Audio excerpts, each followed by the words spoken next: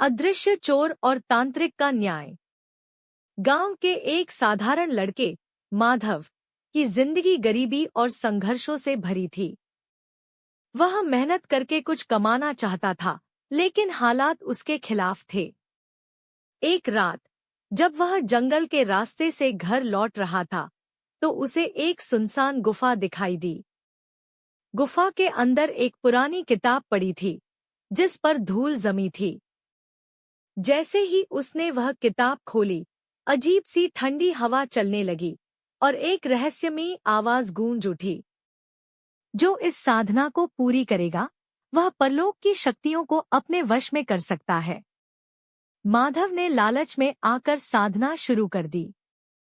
कई रातों तक वह उसी सुनसान गुफा में तंत्र मंत्र करता रहा। आखिरकार उसकी साधना सफल हुई और उसे एक प्रेत आत्मा का साथ मिल गया। अब वह आत्मा उसकी हर आज्ञा मानने लगी। माधव ने इस शक्ति का गलत इस्तेमाल करना शुरू कर दिया। वह आत्मा अदृश्य रूप में गांव के घरों में जाती और वहां से कीमती सामान चुरा लाती। गांव में लोग घबरा गए। दरवाजे बंद होने के बावजूद चीजें गायब हो रही थी, लेकिन कोई भी चोर नहीं दिख रहा था। माधव अमीर बनता गया और उसका लालच बढ़ता गया, लेकिन किसी को उसकी सच्चाई का आभास हो गया। तांत्रिक अघोरनाथ। गांव वालों ने उसे बुलाया और उसने अपनी शक्तियों से महसूस किया कि यह कोई साधारण चोरी नहीं, बल्कि किसी अज्ञात शक्ति का खेल है। एक रात जब माधव ने अपनी आत्मा को फिर से चोरी करने भेजा, तो तांत्रिक ने अपने दिव्य चक्र में उसे कैद कर लिया। माधव को एहसास हुआ कि कुछ गलत हो गया है। उसने आत्मा को बुलाने की कोशिश की, लेकिन वह लौटकर नहीं आई।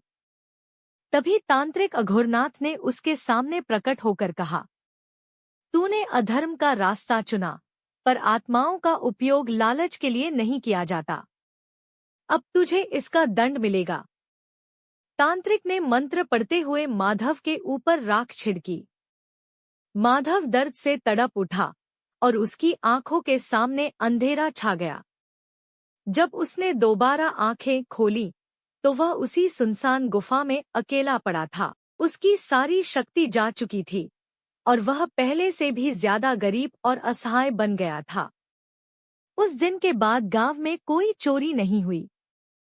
लोगों ने राहत की सांस ली और माधव हमेशा के लिए सबक सीख चुका था। परलोक की शक्तियां खेल नहीं, बल्कि जिम्मेदारी होती हैं।